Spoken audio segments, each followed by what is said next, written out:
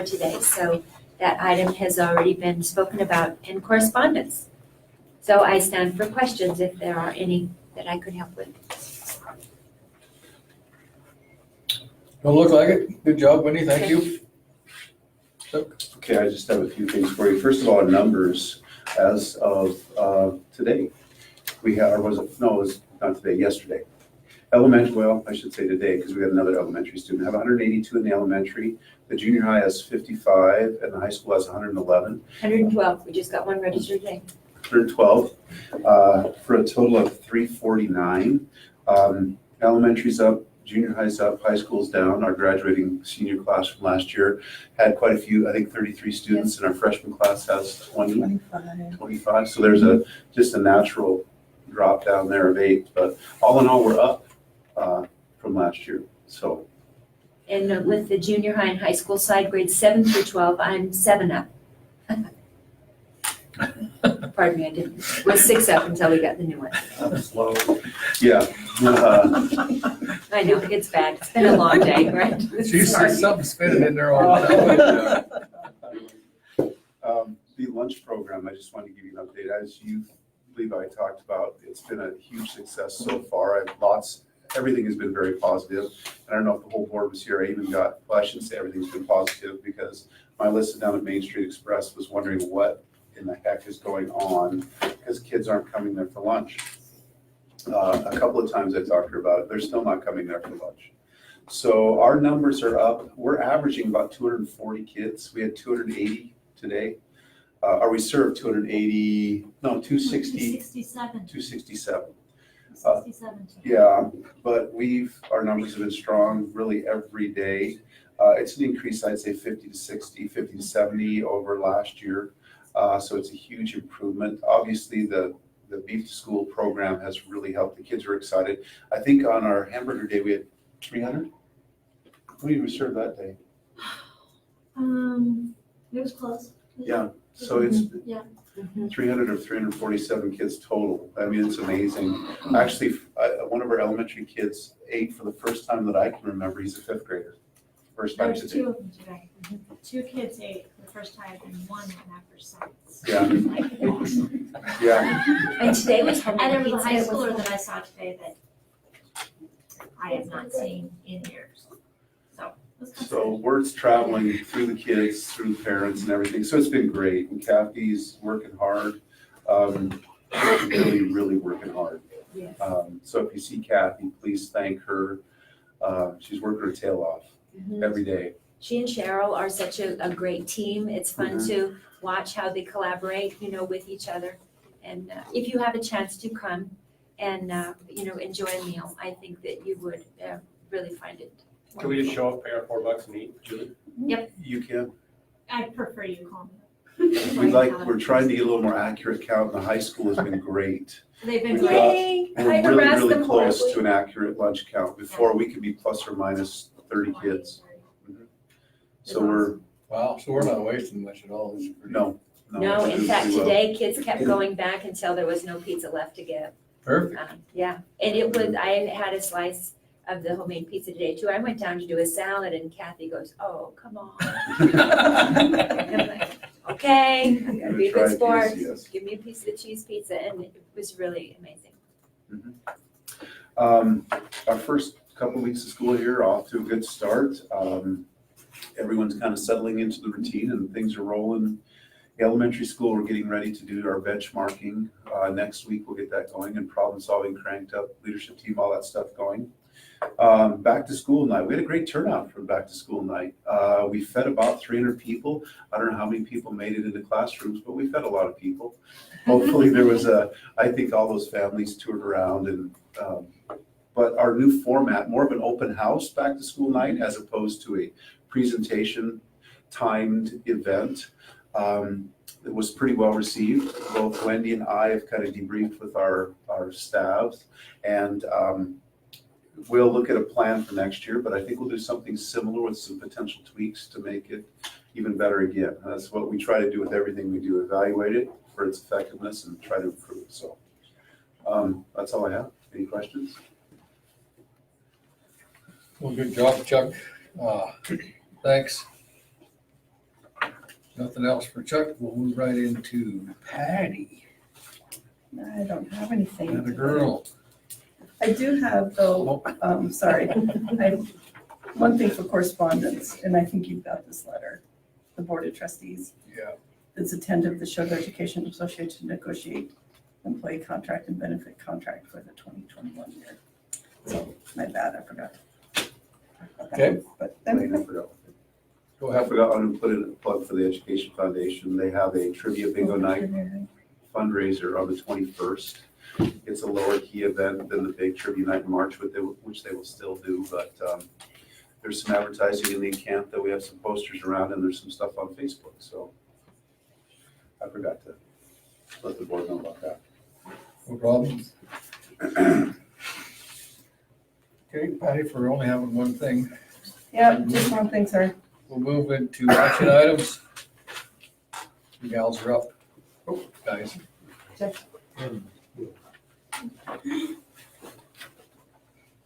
Okay, so I'm Amber Johnson. I'm the president of the Choteau FFA chapter. I'm Hope Linquist, I'm first vice president. And I'm Wilbur Bechtold, and I'm treasurer of the Choteau FFA chapter. And the Choteau FFA chapter is here to request permission to attend the National FFA Convention to compete in the National Food Science. And we'll be flying out the 29th of October and flying back in November 3rd.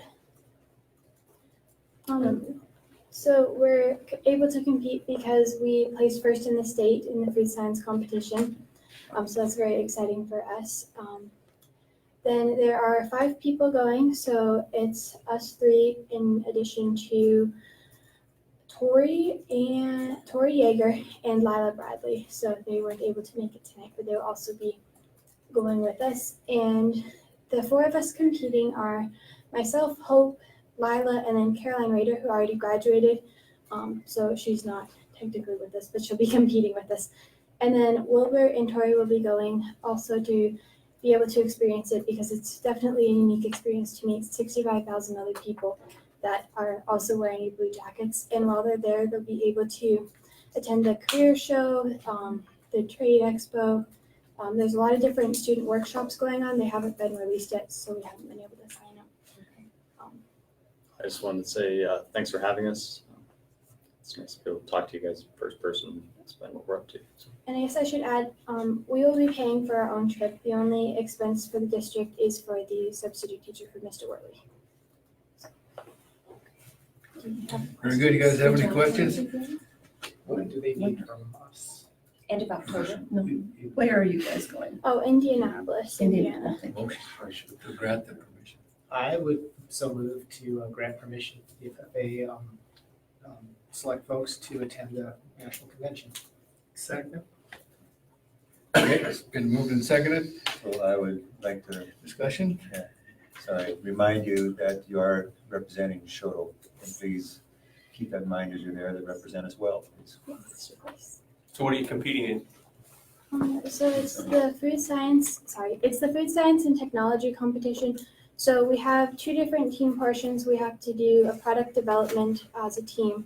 It's a heat and serve product, so I'm not really sure exactly what they're thinking with that. But then we have a food sanitation portion as well as our individual practicums, such as like the written test, aromas, maths, like conversion type things. And where did you say this was? Indianapolis, Indiana. Minneapolis. Good luck. Represent us well. Thank you. Good job, thanks. All right, Thank you. all Thank those, you. Good job presenting.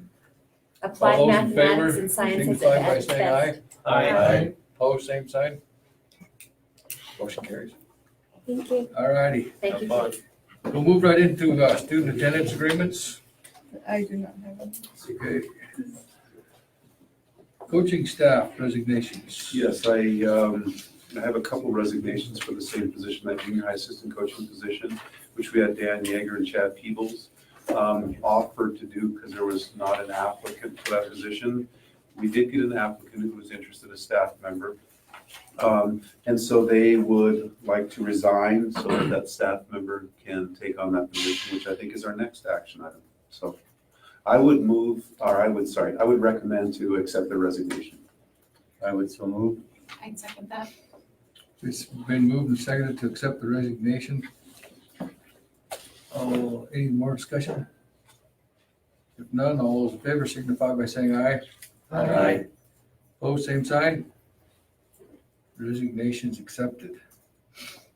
You guys tell them thanks for filling the void. Yeah, it was nice they were willing to do that. You're stepping up. Mhm.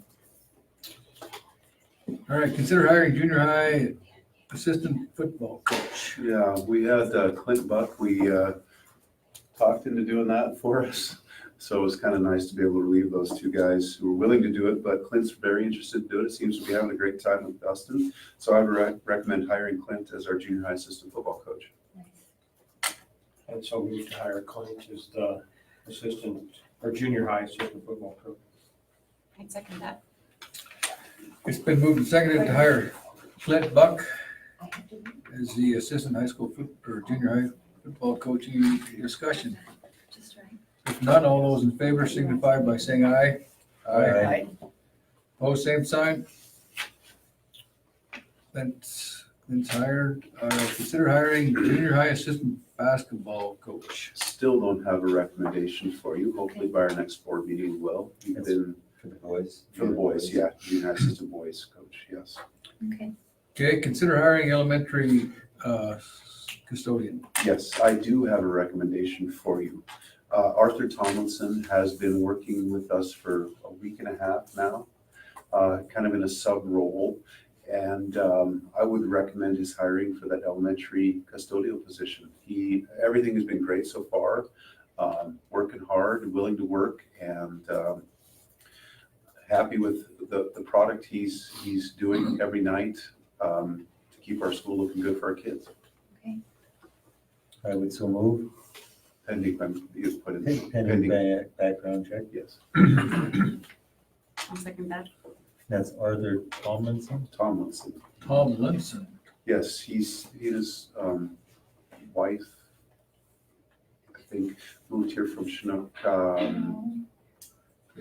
This During the summer sometime. August, yeah, I think, I don't know, No, but they just moved. they did, just right in They August. literally just moved. Good. Yeah, there's another family that's still coming. Yes, But, yeah. from Chinook.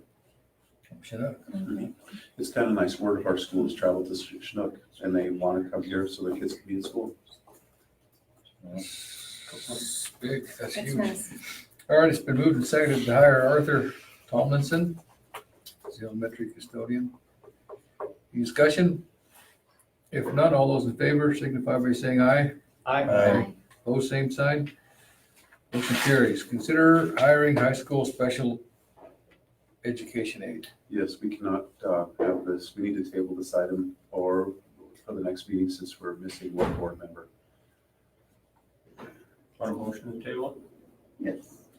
I'd so move to table the hiring of the special education aide until next meeting. I would second that. Been moved and seconded to table action item F to the next meeting. All those in favor signify by saying aye. Aye. Opposed, same sign. Tabled. Individual transportation agreements. I do not have any.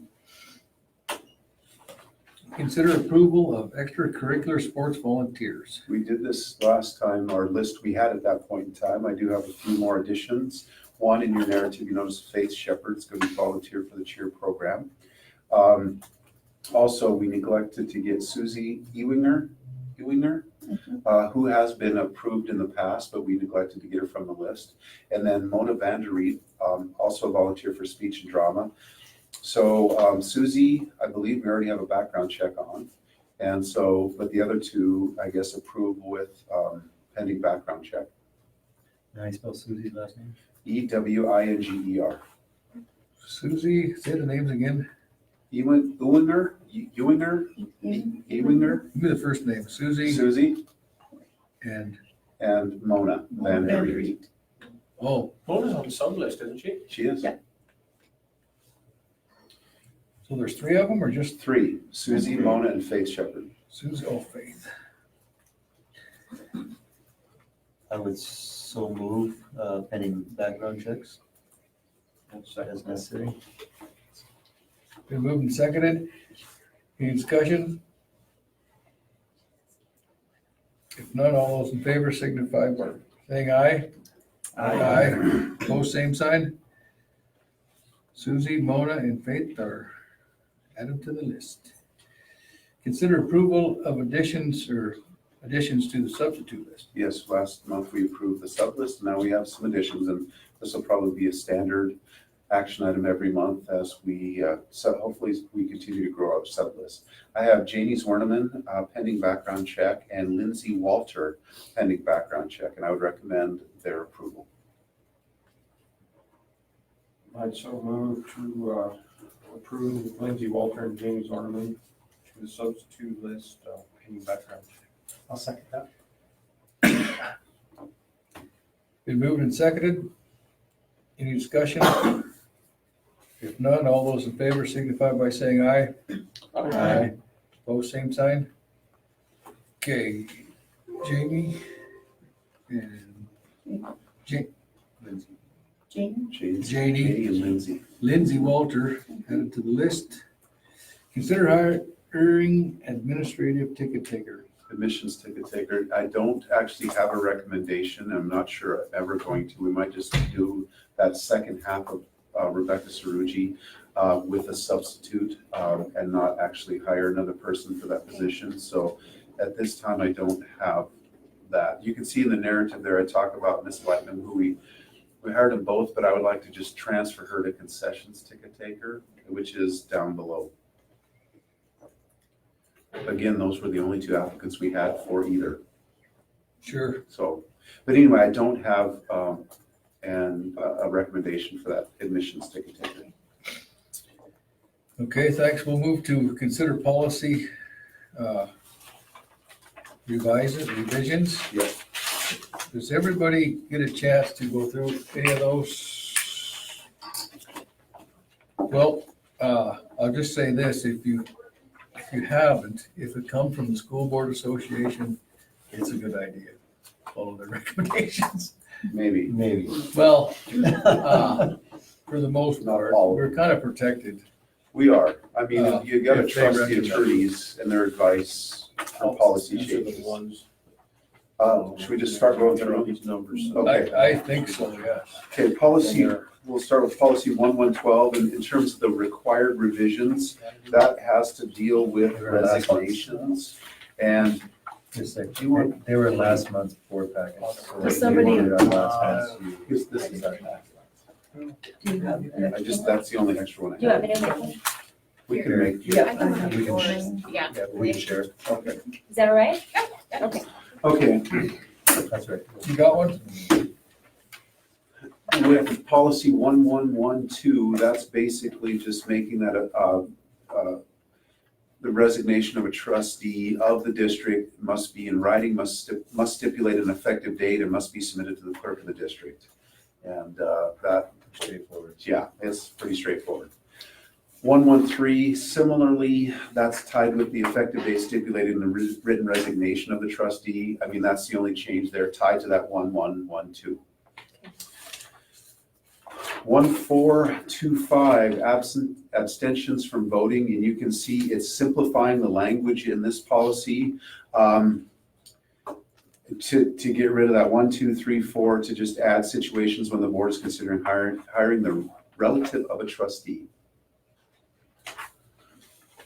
Policy 1512, this is conflict of interest, and you can see the added language there. So I think that's pretty straightforward. 1512F is defining the relationships for board of trustees. So I got a question. Yes. Is it really gonna go out to eighth? Whatever, they got it numbered eighth, third Third cousin, grandchild of great uncle, aunt. I mean, do we really have to pay attention to that far out? I guess. You have to follow the policy that you set. It was 4. I thought it was interesting the way they tried to create kind of a family tree, you know, with, But a great uncle. Yeah. I mean, I don't even know half of my. I know. that See, it's just to the 4th. You can't appoint for appointment just to the 4th. I don't know why they. They said the one before says it's only to the fourth. Yeah. Okay. And then Okay. how do you say the word on line 13? Is that consanguinity? Consanguinity? I don't know. That's not a word I would, Policy Graph. 1610 is one of those that qualify or are categorized as not a required revision in terms of policy as far as annual goals and objectives. And you can see, you can pick a month to do that and so on. So pretty straightforward there. The month is optional. The month is optional. This is the one you said not to do, right? No.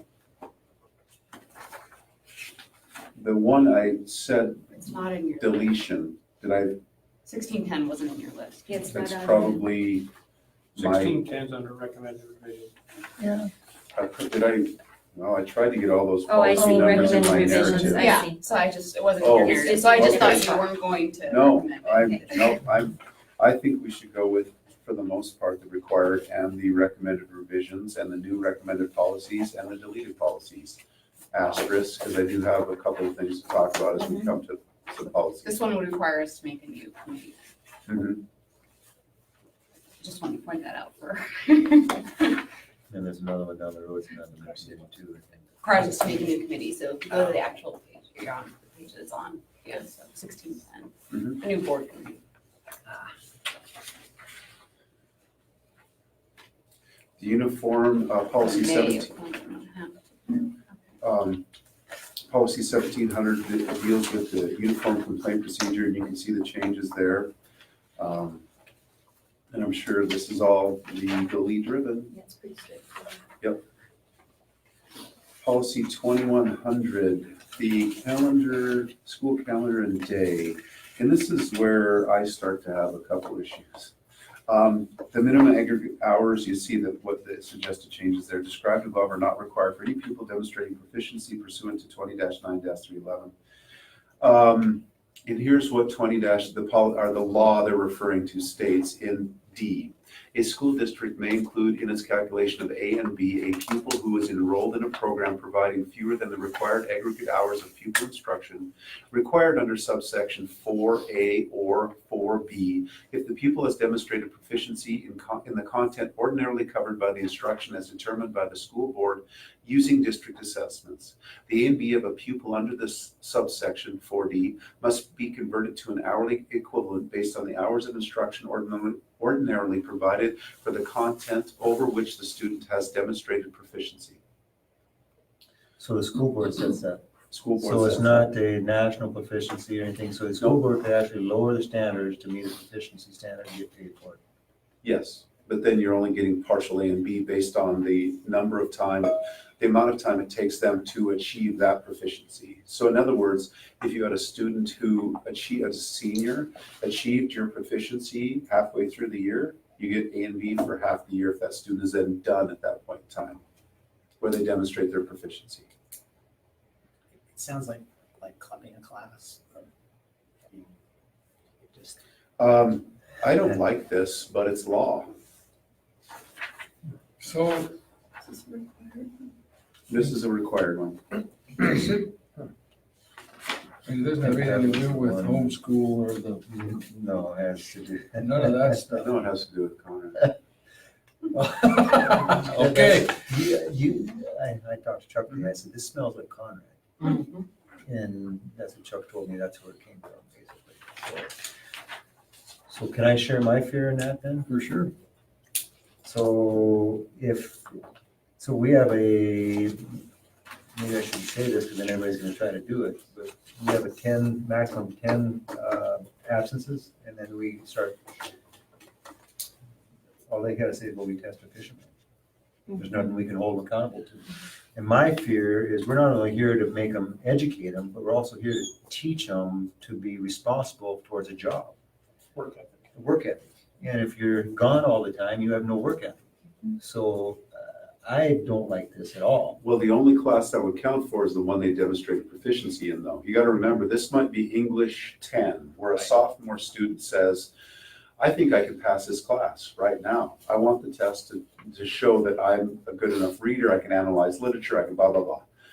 So you give them the test, then that means English 10 is done.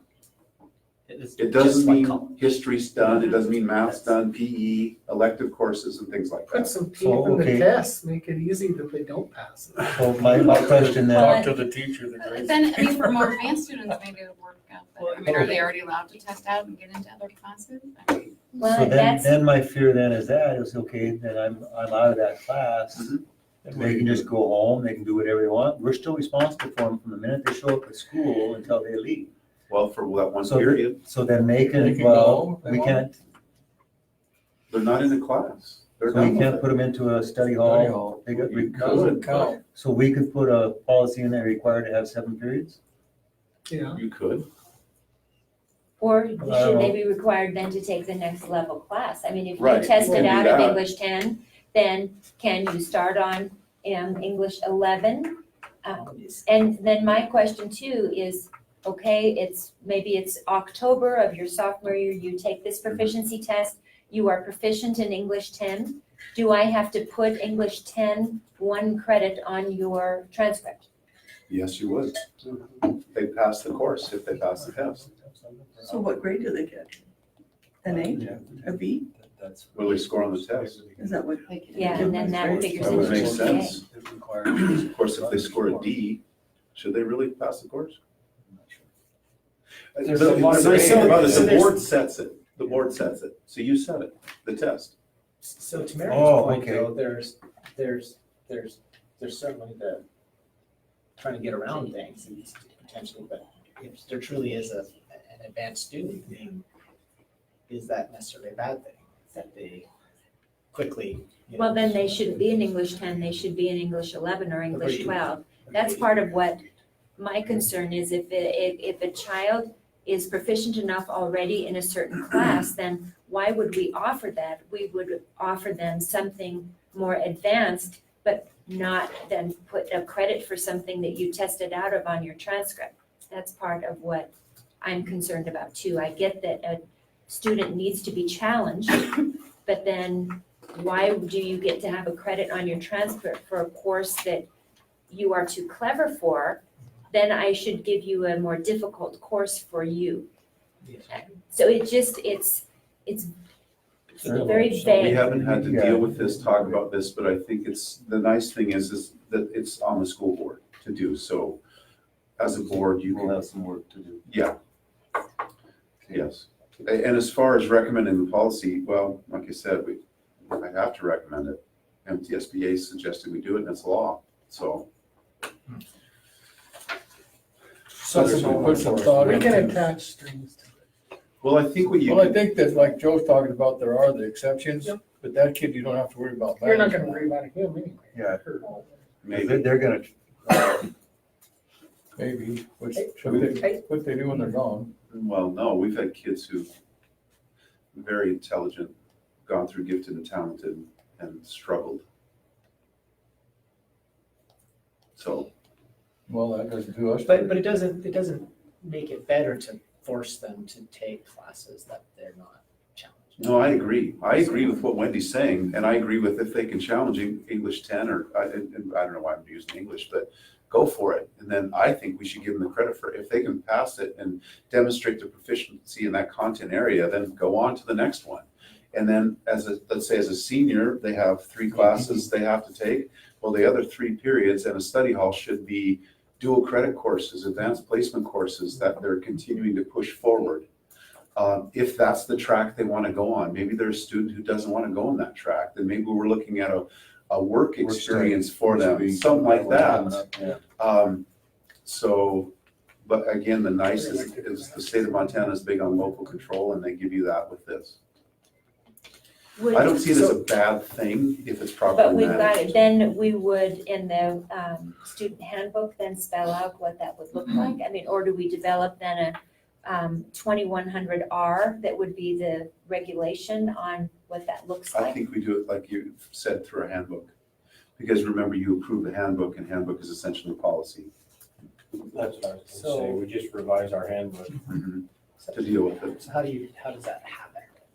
Or do you have a committee that does that? We're going to need one Yeah. for this, Okay. we are. Yeah.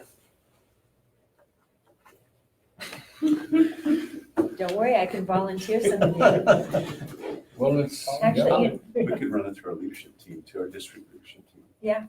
Actually, that would be a great idea, because then we would get but I can Broad appoint- spectrum. but I can appoint anybody on the board to be on it, too, as far as that goes. Next policy, Yes, 2160, the Title I Parent and Family Engagement. And you can see there's a little bit of changes there. What's different between parent and families? Or why is it important for family members? Say that again. Why is family members so important that they had to add it in every other paragraph or every paragraph?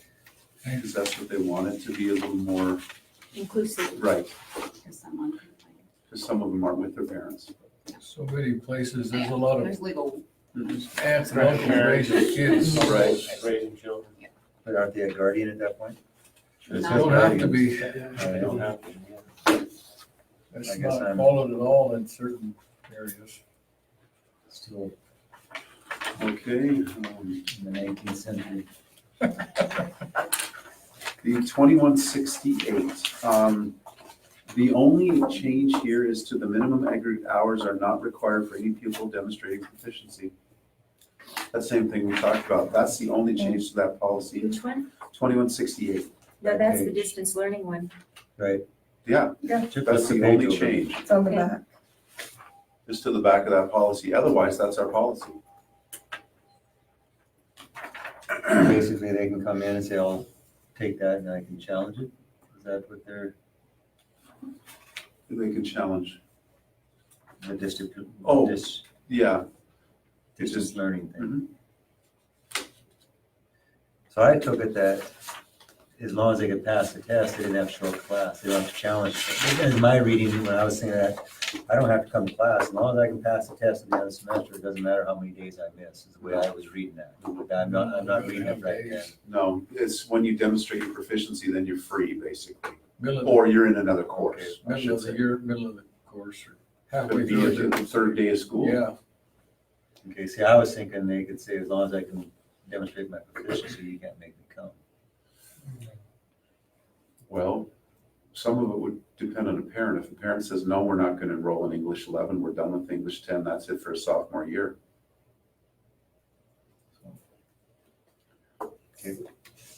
I mean, it's something to work out through the handbook. Back to the handbook. See what I'm saying? Yeah. That's why.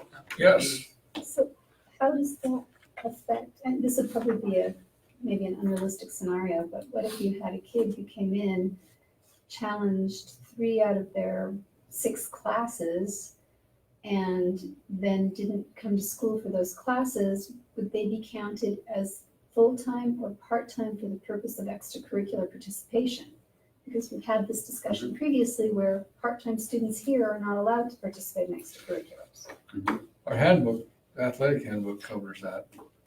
So, Not the- so would that student though become a part-time student and not be eligible for participation in extracurriculars? Well, I don't think we're going to have, what we're talking about with the handbook, I don't think we're going to have that problem. Yeah, Based on what we come up with, because I don't think that's what we want for our kids. If they're going to challenge a course, then we're going to continue to push them forward. unless their parent says. Yeah, well, I just think. Well, they can say, I mean, depending upon what is in that handbook, then it's too bad. But the parents then- should know ahead of time, if that were the case, then Uh-huh. that rules out extracurriculars. So we need to make a note, is what you're saying. I'm asking if that would follow through. Well, I think when we revise our handbook, that's something we need to look at Yes. and make sure and cover that base to make sure that, It spells it out in there. yeah. There's a lot of gray area in that particular one that needs It to might be. change from you're pretty hard on this for a bit, if something were to happen. And is this the time that we were looking at that other language, or it's only Well, we're only talking, talking about changing? yeah, but let's Okay. talk about it now. Wendy and I Okay. talked about this policy today. I'll let Wendy go ahead. and start. Okay.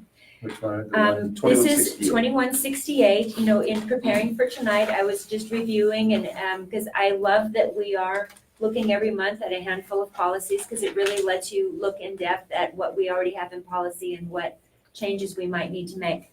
I on the bottom of the first page and around line 39 through 45, it talks about what courses we would approve for students to take on distance. And what we are really referring to is the Montana Digital Academy that we use for original high school credit, and we also use it for some credit recovery. And that would be if a student failed a course, that in some cases they do retake the course here in-house. Some cases they will retake it online in a specially programmed credit recovery module that MDA makes for us that's available at any time. So a credit recovery course is available at any time, which we appreciate very much. What I'm looking at is right now our policy says, and looking at, courses will be approved prior permission by the principal. And we do have a setup if kids ask to do something online through the registration process as they're working with Mrs. Johnson. If they want to do something online, they come and talk to me and I, approve or advise them something different. Number 2 says that courses will not take the place of classes offered here at Choteau High School. And then A says the only exception is credit recovery, and this must be approved by the principal.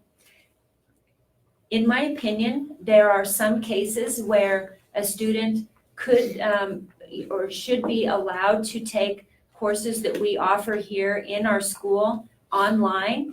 And some of those reasons might be that it's a schedule conflict where they can't get into some of the other electives or core classes because I can't make a schedule that will get them in both places. Sometimes students who have IEPs with our special ed department, that sometimes an online course would be better for them because they might struggle in social situations and would do better not being in a full classroom for some content.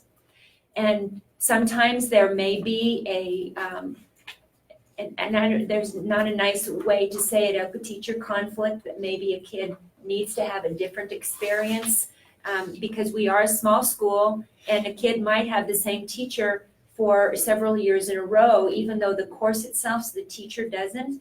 There may be cases where the student might need a different experience.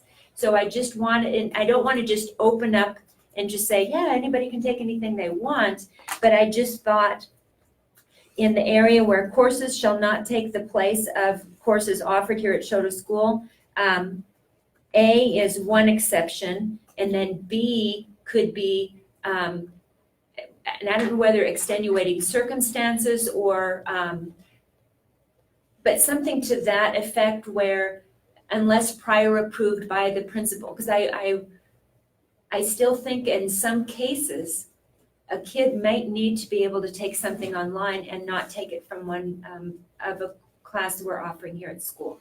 Does that make sense? Almost needs to be something about decided on an individual basis. Something, because I don't want to just open up, and just say anybody can do whatever they want, because then we are not valuing the amazing program that we have here. But I feel that having just some exceptions, because some kids it is a better fit. Discussion, please. I don't want to just march off. So what you're saying is you can write something up and send it to be reviewed, follow what we want and see if it's okay, which we pay for that legal use. What I recommend, that's all we use, is them explaining to us if we can add that. So yeah, I believe if it's something you think we need, we get it wrote up and ask them if it's okay to put in, just like we did with Joe. And that's, what's his name now? Chris Gosh. And that's how it works, right? We use those guys. We were lucky enough to go through that whole policy one time now. And I don't know how I didn't catch that when we did, and I may not have had enough experience yet with the Digital Academy to really know how that works, but. Well, we might not, we didn't cover every last word. We didn't. We didn't? No, Okay. we didn't cover every We're- word. Because I That's good, we was moved hoping I on. wasn't No, sleeping. good God, we still be here. That book. We need more pizza. So Policy was written on, way back when that Yes. digital was first started.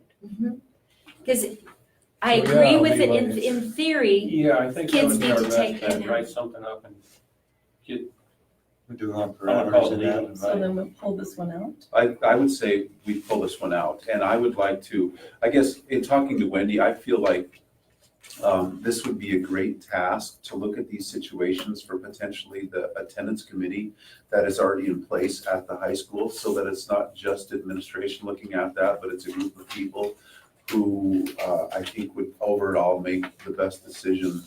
Not that you wouldn't, but No, a little more heads are better. right in that situation. So I will write something up and send it to Montana School Boards Association, to Chris, and have him review it. And then we can take that one off the list, or table policy 2168 till the next meeting. Because by then we would be able to get a little input from MTSBA and from staff. Okay, It'd be easier to take it out now than. okay. Yep, and so I guess when we remember 2168, when there's a motion, when we get done going over this, okay? Okay. Policy you. 2410. You can see we have an option here whether to do the grade, and this is for high school graduation requirements. For students who participate in college coursework, that would be dual credit courses. Yes. That they can either A, get the classroom teacher to assign the grade, or B, or one or two, to the college professor to the student's report card. So that's the option there for We have which to pick one or the other. one or the other. Are we having the classroom teacher do it or the college professor do it? As an educator, what are your guys' recommendation? Well, now, May I speak to that? yeah, Yeah. Loran and I talked about this a little last year because she is my on-site coordinator to help kids navigate, the online courses and for dual credit as well. So often she is the one who then is inputting that grade into the grade book. MDA gives us, and this is about dual credit, so these are college classes, so it would in most all cases, isn't it going to be University of Great Falls, MSU, is who we are getting those from? That's what I thought. Yes, those come to us as a letter grade and are done, isn't it, like anytime you get a grade on an assignment or update, because every week Mrs. Deppner will get those emails from online or, the portal that she shares with those other teachers. Dual credit classes come as a letter grade, so it's easy for her to take the letter grade and you plug it in the letter grade. MDA classes come to us as a percentage grade, and that's a different conversation, but college coursework comes to us as a letter grade. Well, and also when these kids go on to college, those colleges, they ask those kids, you have to provide a college transcript for them to even accept it as a class taken here. So I think it's a no-brainer. You use the college grade. Okay, Oh, good comment. So so we would choose the option 2. So how do we, when we get to that in motion, certificate, okay. you can make a note, policy 2410P, to do option 2. Thank you, Mrs. Deppner, because I was glad that some of these policies do have that, because then it allows some discussion. well, our job is to get them to that level anyway. Absolutely. So, Yes. It's such a win-win when Yeah, you take your yeah. kid to college and they look at that and say, oh, you've taken dual credit writing, you've taken dual credit psychology, you're done with those, we can put you into something else. you're What already a step money ahead. saver, It is a money saver, huge. huge. Yeah. They're taking these classes for $160 for 3 credits. It's a huge money savings. Moving on, policy 2600, which is a new policy, along with 2600P, which is on the back side of it there, dealing with work experience programs. And you can see we have, for the insurance of that, there's different options for that, but that would be for options they can have for insurance. As of right now, we do not have a work experience program. No, this is new. So, but is it something that Choteau Schools is gonna be looking towards? That's great. We do have a few students who do that. I would think it would Work work, study? yeah. On the back there. You had it. And we're not, I mean, we don't, no, maybe that's not what, work experience program, I'm not thinking of it as work study. I guess what Is I'm that what it thinking is? about is if you invite kids who do have a job in the community and we release them for, you know, one period or so, most of them are my special needs students who were part of their IEP, is that, so that's not what this is it? But we've done similar. I take this as somebody that's gonna go work for an electrician or a plumber, almost like a trade, like an apprenticeship deal a little bit. You know, am I So one of taking the- that right? One of Kind the of. Peebles boys went up to the shop and worked with Yeah, welding. I know my father-in-law in Great Falls, electrician, they used to get some kids come out of school, Okay, like at 2 or 2:30. They knew when they graduated, they wanted to be an electrician, so these kids would do these work experience programs and come to Cascade Electric, and they would work for several hours. okay. This is compliments of Conrad on this one too. But is So- it, but it's something we have to do? No, it's, well, MTSBA is recommending it, Recommending, this new policy.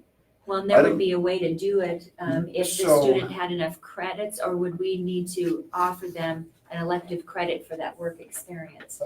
Let me just It doesn't say, really if say you guys have reservations, we do not have to do it, just put this in right now. If you You can want, pull any of these out and If you have review I it. think we should Reservations, look at this one a little bit and maybe put something in our handbook.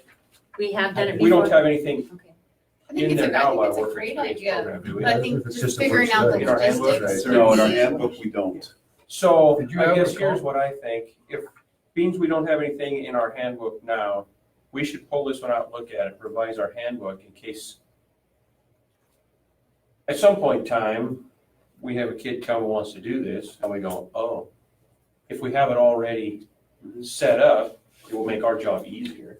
right, I agree. Milford, did you have a comment? Yes, I had, like, for instance, Dan Martin's with Perry Lingren for 1 or 2 periods a day when he was a senior.